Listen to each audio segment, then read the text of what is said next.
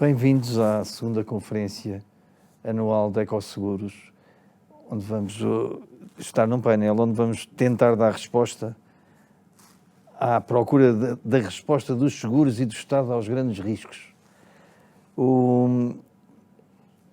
Estamos numa situação em Portugal em que estamos totalmente, ou quase totalmente desprotegidos em relação a grandes riscos catastróficos, e dos quais um deles é bem conhecido e evita-se falar do assunto, mas tem que ser falado, e que é em relação ao risco sísmico e principalmente o que pode afetar a região de Lisboa. Mas há outros eventos catastróficos que podem suceder.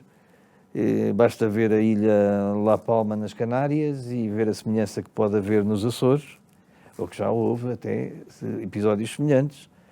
E daí termos convidado 3 especialistas que têm cruzado, não estou a dizer que estudado com profundidade, felizmente, têm feito outras coisas além disso, mas têm bastante conhecimento do problema português e que ao mesmo tempo têm uma grande experiência internacional sobre como estes grandes riscos catastróficos são resolvidos pelo mundo fora. Gonçalo Batista é diretor-geral da Inova Risco Underwriting, que é formalmente uma mediadora, mas é mais uma MGA, que subscreve riscos e coloca em mercados sofisticados. De facto, é cover holder da Lloyds, trabalha com a Hiscox, trabalha muito com o mercado que é antes britânico, agora belga, não é? De Bruxelas, e conhece bem a realidade dos grandes riscos. Carla Sá Pereira, que é partner responsável pela área de seguros da consultora UI e que tem, curiosamente, fez o relato da sua tese de mestrado sobre eventos catastróficos em Portugal, calculo eu, em Lisboa.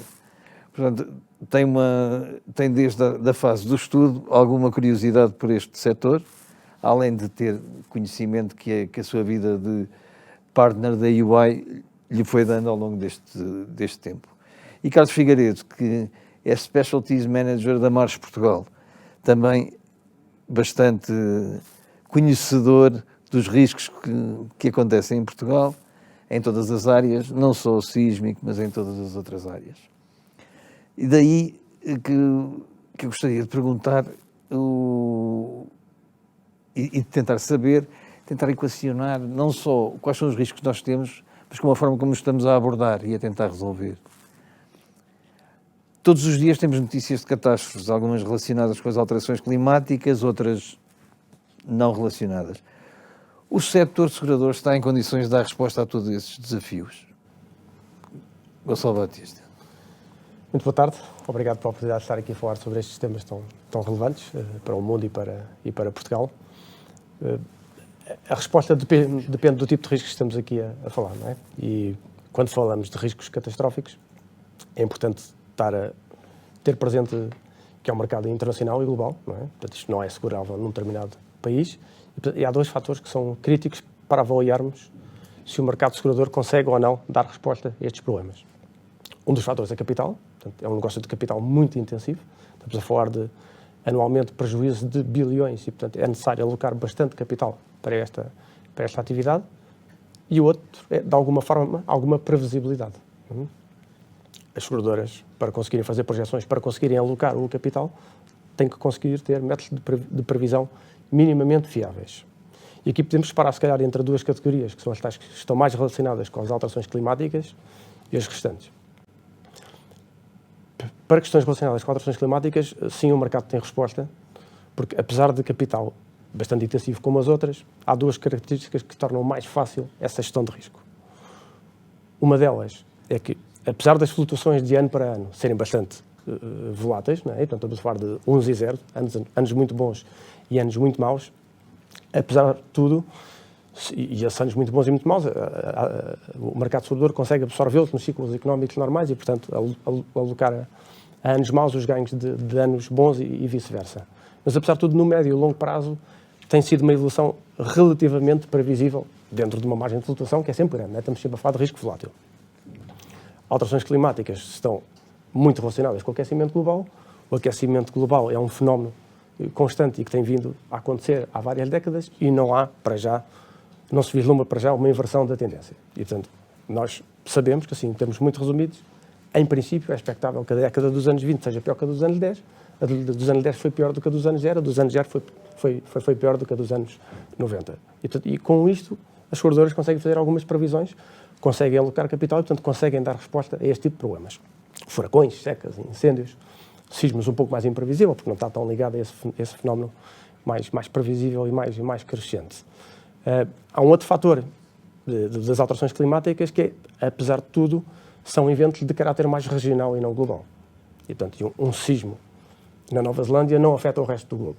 Um furacão no Atlântico afeta os países que estão à volta do Atlântico e isto faz com que haja um esforço coletivo, quase num regime de cooperativa, vá lá, entre as seguradoras e resseguradoras de todo o mundo, em que todos se solidarizam com as perdas, não é? Isto faz com que não seja preciso tanto capital, porque as perdas de bilhões num determinado local são partilhadas pelas várias partes do globo, não é? E, portanto, os grandes riscos estão seguros americanos, europeus, japoneses, chineses, por aí fora. Há depois os outros riscos não climáticos, e historicamente tínhamos alguns, como os riscos nucleares, como os riscos de guerra, que têm uma imprevisibilidade muito maior, porque a severidade desses eventos pode ser completamente total, não é? Podemos estar a falar de uma guerra civil, mas também podemos estar a falar de um novo conflito mundial, que destrua uma parte muito significativa do património de muitos países em simultâneo, e, portanto, esse esforço coletivo já não existe, porque é preciso reparar tudo em todo lado, não é? No risco nuclear também, porque são armas de destruição maciça, e, portanto, historicamente já convivíamos com alguns desses riscos para o qual o mercado segurador não está preparado para dar resposta, ou pelo menos uma resposta total ou perto de total, e recentemente tivemos mais alguns que vieram a mostrar-nos também essa impossibilidade, desde logo as pandemias, temos agora o exemplo da Covid, a título, só para dar um exemplo, a paralisação das empresas e relacionando isso com os prémios que são cobrados pela atividade seguradora para esse ramo. Se todas as empresas tivessem seguro essa cobertura, seriam necessários 150 anos dos prémios que são cobrados hoje em dia para fazer face a essas perdas. E, portanto, estamos a falar de umas necessidades de capital incomparavelmente superiores às que estão hoje no mercado segurador. E, portanto, não se consegue dar resposta com as soluções existentes. São precisas novas respostas para dar uma solução parcial e não total, porque não se cumprem estes dois parâmetros, que é, a previsibilidade, as consequências são completamente imprevisíveis. 2, a pandemia afeta igualmente todas as regiões do planeta e do globo, não é? E, portanto, não há essa complementaridade entre países em que há uma perda nos Estados Unidos e os europeus e os asiáticos vão ajudar. Há problemas em todo lado e há que acudir às indenizações em todo lado em simultâneo.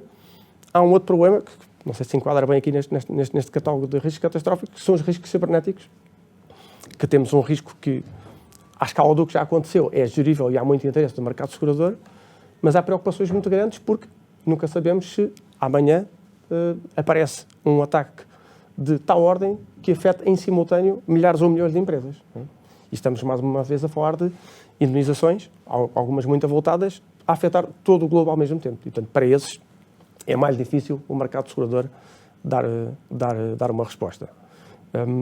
Em relação ao papel em relação às alterações climáticas, julgo que a grande dor de cabeça é mais o que se chama o protection gap, ou seja, a cobertura existe, está disponível no mercado, há um grande déficit de cobertura porque os clientes não compram. E o caso dos sismos em Portugal é um caso dramático. A própria Ecoseguros publicou este número há não muito tempo. Se falarmos, por exemplo, do seguro de habitação, em cada 6 habitações em Portugal, 5 não têm seguro para sismos.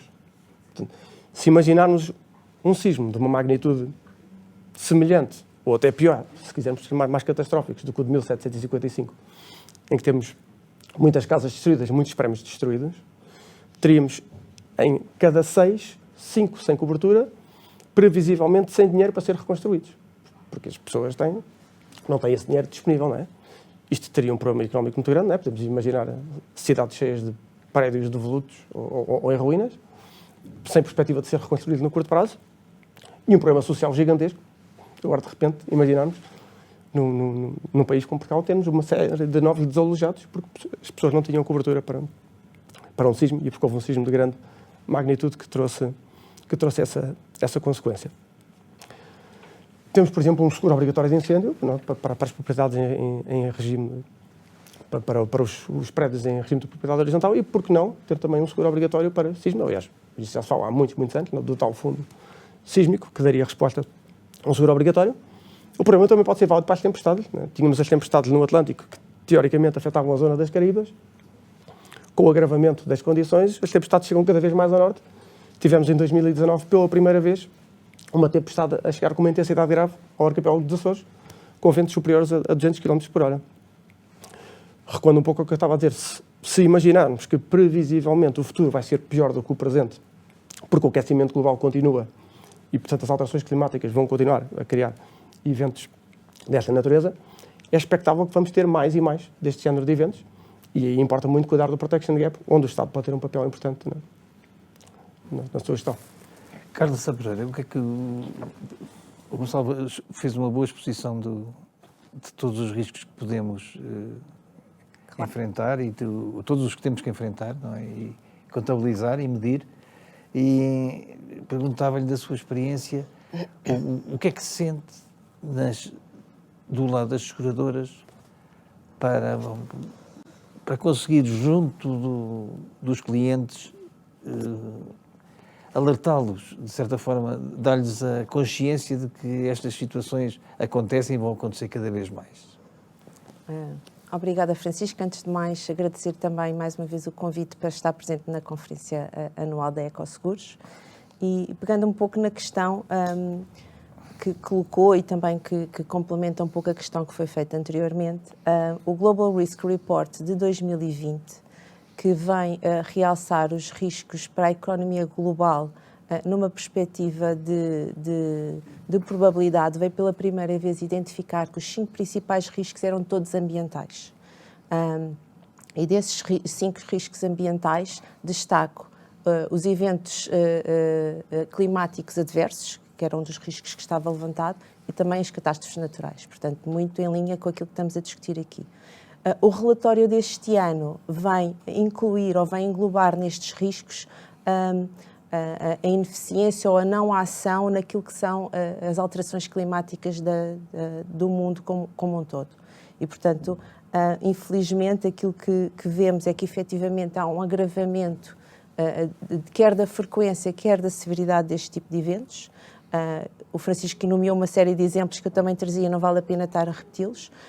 E, portanto, aquilo que gostaria de destacar é que, efetivamente, aquilo que constatamos é que as alterações climáticas estão a ter um impacto adverso naquilo que são os eventos de natureza extrema do clima e também em algumas catástrofes naturais. Portanto, há estudos, inclusive, que indicam que aquilo que presenciámos nas cheias, por exemplo, da Alemanha no verão, com as alterações climáticas, são 9 vezes mais prováveis de acontecer.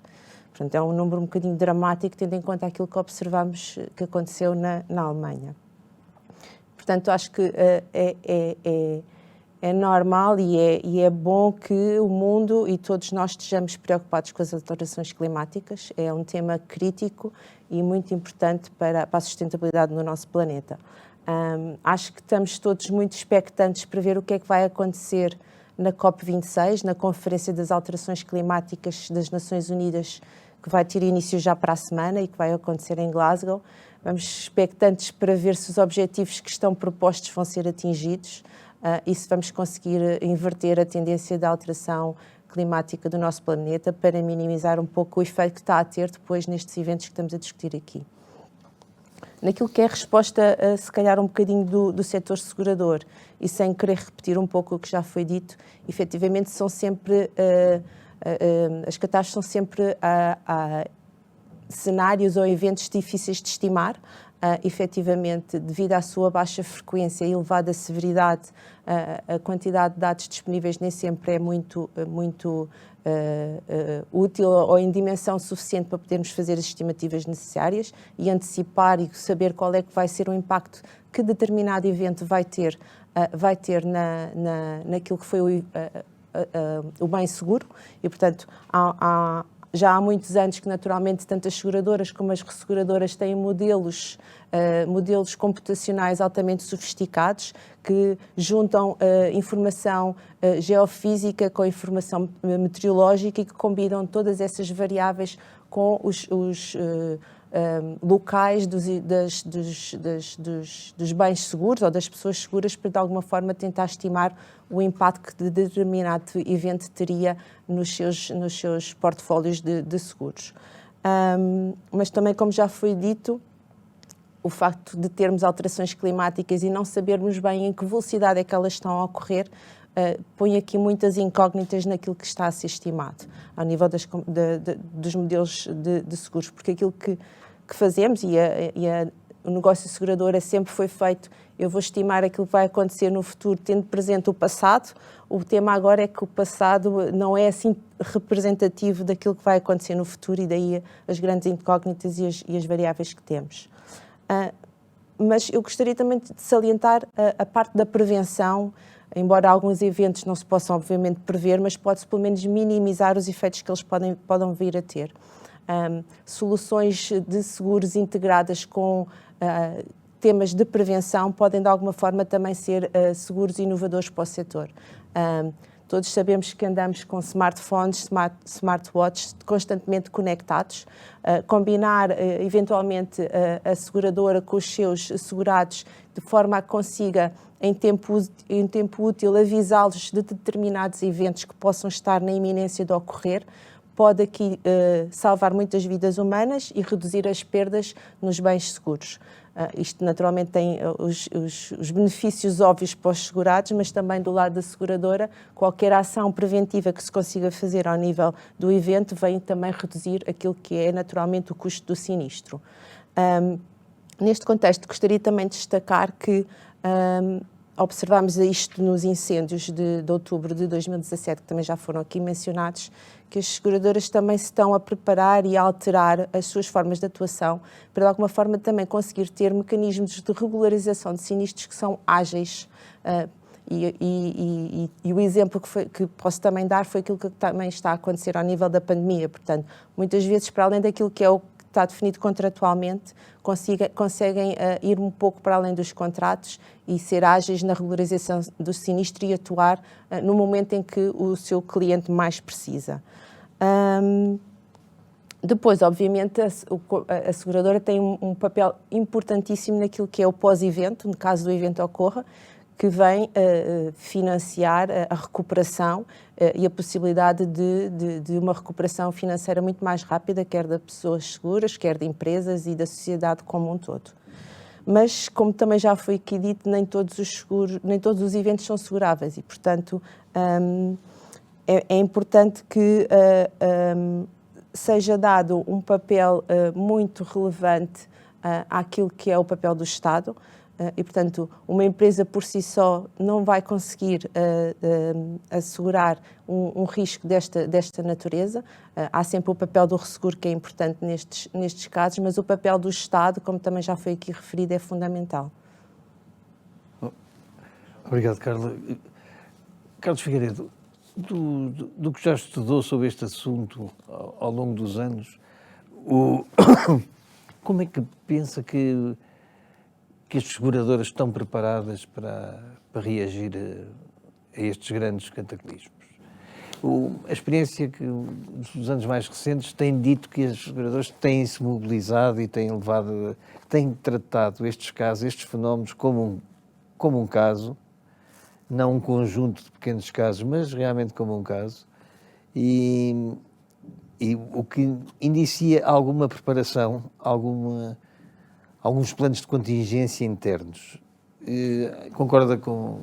Sim, claramente. Nos últimos anos tem-se visto uma evolução muito grande. Há pouco comentávamos em off que já andamos aqui há alguns anos e, de facto, recordo-me que no início, há 30 anos atrás, havia conhecimento e falava-se destes temas de uma forma mais empírica, havia as preocupações, mas não havia, se calhar, o trabalho feito e os mecanismos no terreno. Eu diria que tivemos, se calhar, no mundo segurador, um grande alerta que foi o 11 de setembro e, portanto, um dos fenómenos que, lá está, humano e não natural e que levou a que o mercado segurador também passasse a olhar de forma diferente para alguns dos riscos catastróficos, como foi esse caso.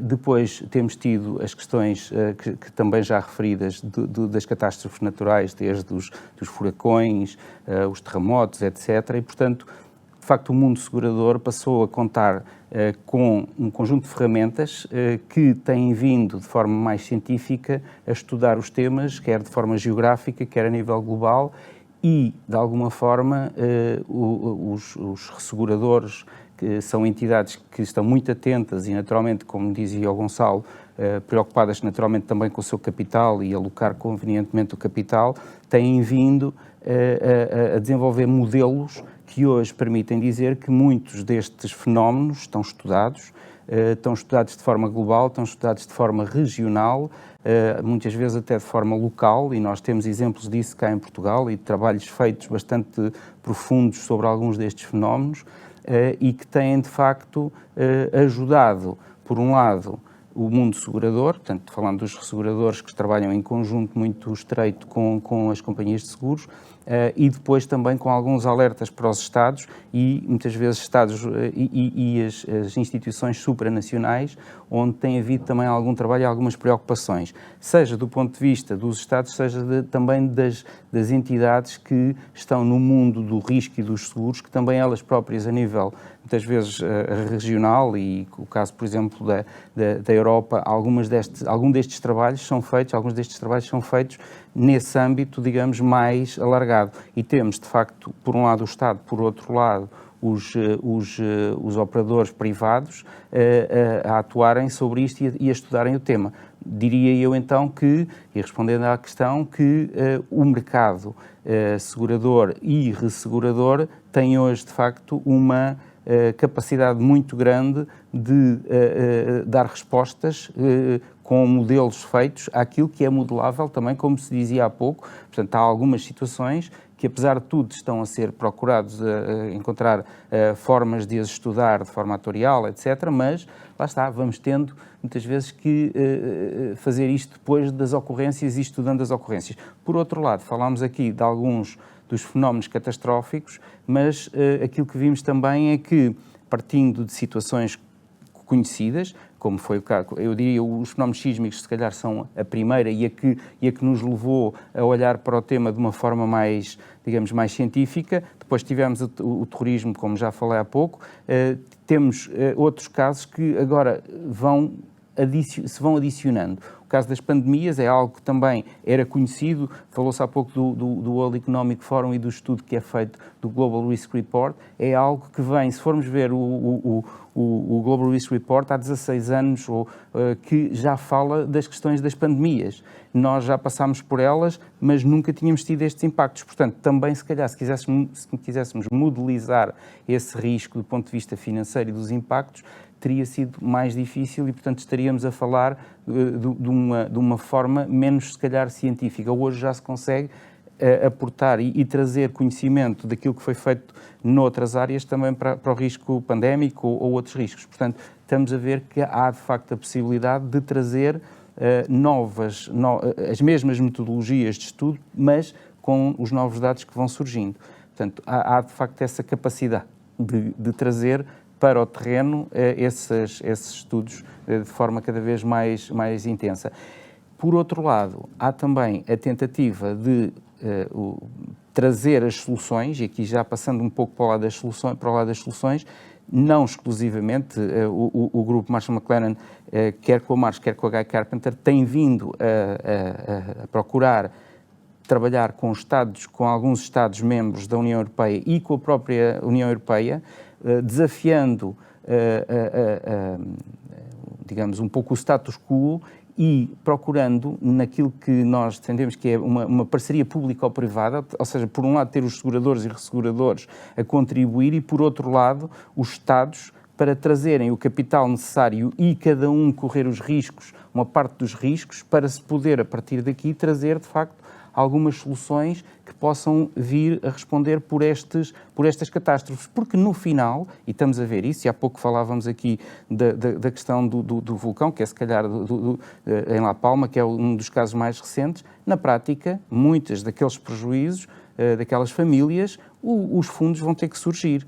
E vão aparecer agora. Ou seja, não foi, se calhar, preparado um fundo suficientemente largo, apesar de Espanha ter também um regime específico nessa área, mas os capitais que vão acabar por ter que ser alocados à resolução destes problemas poderiam estar dotados, seja pelo mercado privado, seja pelo Estado, para poder fazer face a este tipo de eventos. Hoje temos e eu diria que um dos problemas muitas vezes que nos surge é que falamos destes temas, não no médio e longo prazo, quando não estamos em tensão e em crise, falamos deles quando as coisas acontecem. Falamos da pandemia depois dela ter acontecido, falamos do 11 de setembro depois dele ter acontecido, falamos agora do vulcão e dos prejuízos nesta altura, mas se calhar deveríamos procurar, e é isso que tentamos defender, num momento em que não haja estas tensões, em que não haja necessidade de alocar efetivamente o capital e fazer face a esses eventos, nesses momentos há que pensar a médio e longo prazo e constituir os mecanismos adequados, seja através de fundos, sejam outros mecanismos, seja com contribuição privada ou pública ou mista, para se fazer isso num momento em que não se esteja sob tensão. E também, já agora, não é normalmente nos fundos imediatos dos Estados, os orçamentos de Estado daquele ano, ou mesmo em situações digamos, de fundeamento momentâneo, isto terá que ser pensado a médio e longo prazo. E já há trabalhos feitos, propostos, discussões profundas, e eu digo isto ao nível da própria União Europeia, e também algum trabalho feito em Portugal, vindo aqui para o nosso país, com alguma contribuição dos operadores do mercado de seguros, que têm, de facto, um conjunto de dados e de ferramentas que são colocados à disposição e que podem, de facto, fazer a diferença quando se tiverem que pensar nestes mecanismos. Portanto, os mecanismos da mutualidade, que falava o Gonçalo, terão que ser aplicados aqui, seja a mutualidade entre privados e entre os segurados, digamos assim, que pagam os prémios e distribuem depois, em caso de sinistro, os valores, seja em relação, se calhar, ao próprio Estado, aos Estados e aos resseguradores e seguradores. São mecanismos que são conhecidos, que estão testados e que podem ser colocados à disposição de Estados ou de organismos supraestatais para se utilizarem. É assim que temos defendido que se possa resolver estes problemas e temos experiências práticas de já o ter feito. Por exemplo, nos Estados Unidos com os fogos florestais, onde existiu e já está implementada uma solução que, de certa forma, responde aos prejuízos que podem ocorrer com as catástrofes, nomeadamente na Califórnia. Estamos hoje, todos os dias, a ouvir falar dos fogos florestais ali, e já há uma solução implementada e que recolhe precisamente fundos, ali até para além dos fundos seguradores e dos fundos do Estado. Curiosamente, há algumas entidades, como por exemplo as empresas de utilities, que consideram que é também do seu interesse participar nesses fundos e alocar um capital razoável também e bastante importante para fazer face a esses catástrofes. Gonçalo, o que temos conversado e o que eu tenho depreendido é que desde há 11 anos que se fala de um fundo para catástrofes em Portugal, iniciativa do governo de então. Isto só volta a ser falado sempre que o governo toma uma iniciativa e não sei se será por isso que eu não conheço os contornos da negociação, mas o que eu sinto é que se está demasiado a depender do Estado para se avançar ou se concluir, seja o que for. O Estado é mesmo necessário. Temos o proprietário, pegando o exemplo de Sismo Lisboa, temos um proprietário da casa, temos uma companhia de seguros. Essa companhia de seguros até tem uma resseguradora interessada em assumir parte desse risco. É preciso mesmo o Estado ter uma intervenção para que haja possibilidade de reconstruir a casa no dia seguinte à ocorrência de um sinistro? Em alguma medida, sim. pelo menos no plano legislativo, se não também noutros. O custo da cobertura de sismos em Portugal é relativamente caro, e se falarmos de algumas regiões particularmente caro, Lisboa, Algarve, Val de Santarém, Açores, e isto constitui um desincentivo para o consumidor final comprar. Não é?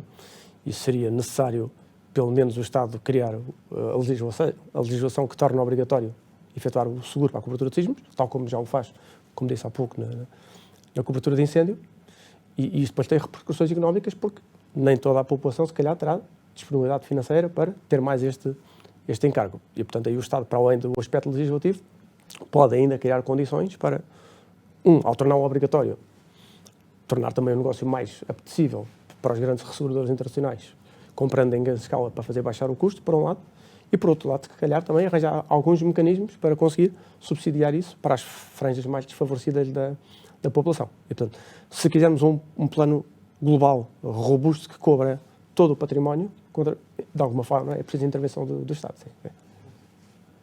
Sim. Carlos, acha que sim, que o Estado tem um papel sempre a desempenhar, para além dos aspectos legislativos, não é? Que é evidente. Eu concordo, claro que sim. Dada a dimensão dos eventos e o impacto que isto pode ter, já foi falado do capital, o grande volume de pagamentos em caso de ocorrência de uma catástrofe, em particular no caso da ocorrência de um sismo em Portugal, isso teria um impacto brutal em qualquer companhia, mesmo com resseguro. Portanto, daí aquilo que percepcionamos e aquilo que vemos é que se as habitações estivessem todas seguras e com a cobertura de fenómenos sísmicos seria muito impactante. O que já foi dito é que não existe, ou a cobertura é insuficiente, poucas habitações têm efetivamente a cobertura de fenómenos sísmicos e mesmo as que têm, muitas das vezes os capitais seguros são baixos. Então acho que aqui o papel do Estado, na vertente que o Gonçalo referiu, também na vertente que foi mencionada há pouco, que é criar estruturas e mecanismos de mutualização que de alguma forma consigam mitigar um pouco o efeito pelos vários operadores, quer pela criação de um fundo sísmico que iria financiar esses eventos, é importante o papel do Estado. Mas eu aqui realçava também um aspecto que, a meu ver, é muito importante no caso do papel do Estado e que tem a ver com a fase anterior ao evento a correr e tem a ver com a fase que podemos chamar prevenção ou preparação. Portanto, o Estado tem um papel fundamental para reduzir as vulnerabilidades que temos. Ou seja, aqui acho que era importante que houvesse um financiamento, um interesse de pensarmos no ordenamento do território, de reduzir erros de localização de edifícios que sabemos muitas vezes estão abaixo dos níveis do mar ou de rios e que ficam naturalmente mais propensos a este tipo de eventos.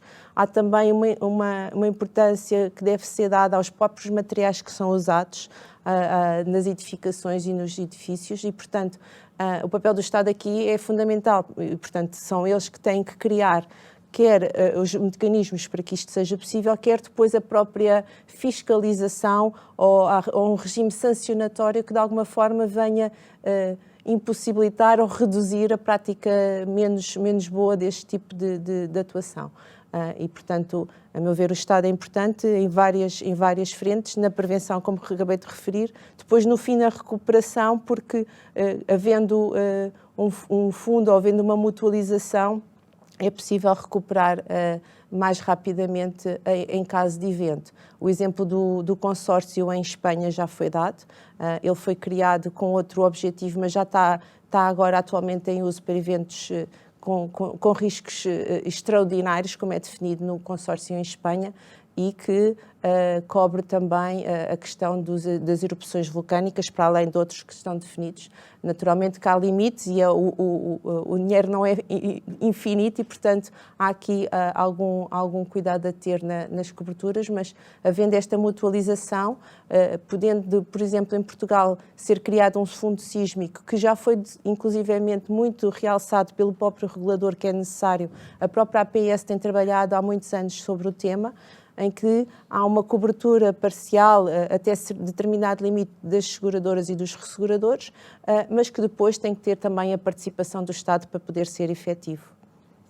E a constituição desse fundo seriam os segurados a contribuir? Qual é o modelo de financiamento do fundo?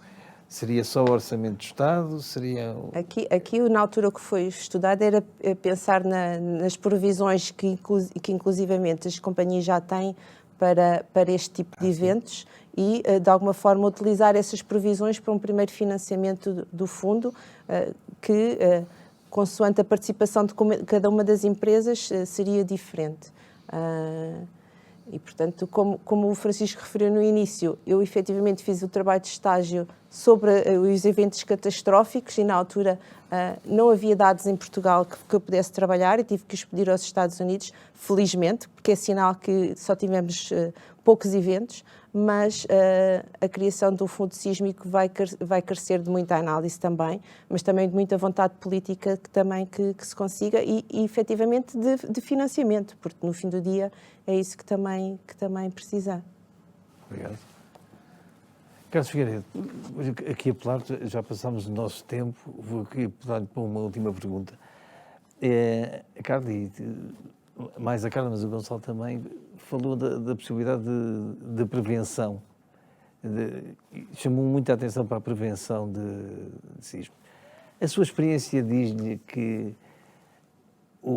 se existir essa prevenção, ou seja, uma empresa que faça qualquer investimento com isso em consideração e outra empresa que não tenha isso em consideração, que não tenha a prevenção, o cuidado de mitigar o risco logo à partida, há uma grande diferença de custo e de facilidades de acesso ao seguro.